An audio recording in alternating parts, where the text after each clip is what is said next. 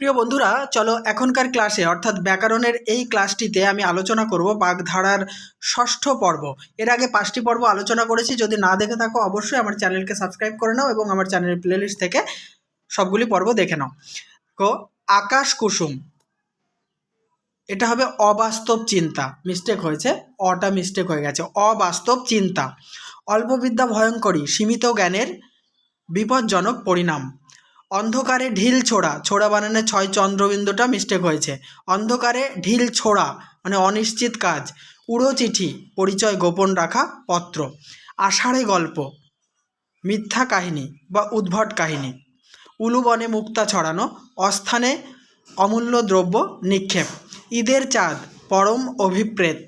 এক মাঘে শীত যায় না, বিপদ ফিরে আসতে পারে। ক অক্ষর, গোমাংস, অক্ষর জ্ঞানহীন ব্যক্তি বা নিরক্ষর ব্যক্তি। ওজন বুঝে চলা, অবস্থা বুঝে চলা। নেক্সট, কচ্ছপের কামড়, তাকে বলা হয় নাছোড় বান্দা। কথার কথা, ফালতু কথা। কাঠের পুতুল, নিষ্কর্মা বা অকর্মণ্য ব্যক্তি। কই মাছের প্রাণ, যা সহজে মরে না।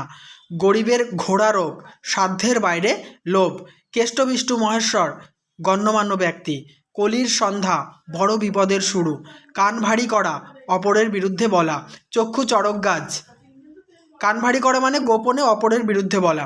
চক্ষু চড়ক গাছ মানে হতবাক হওয়া। গৌরচন্দ্রিকা, ভনিতা। গভীর জলের মাছ মানে যাকে বোঝা কঠিন।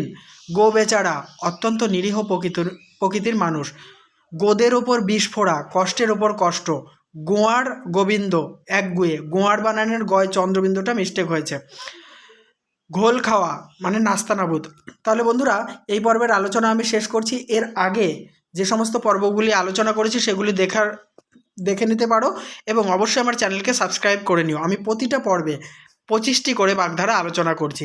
নেক্সট পর্ব নিয়ে দেখা হবে। দেখতে থাকো, সঙ্গে থাকো বিশ্বাস টিউটোরিয়াল ইউটিউব চ্যানেলটি।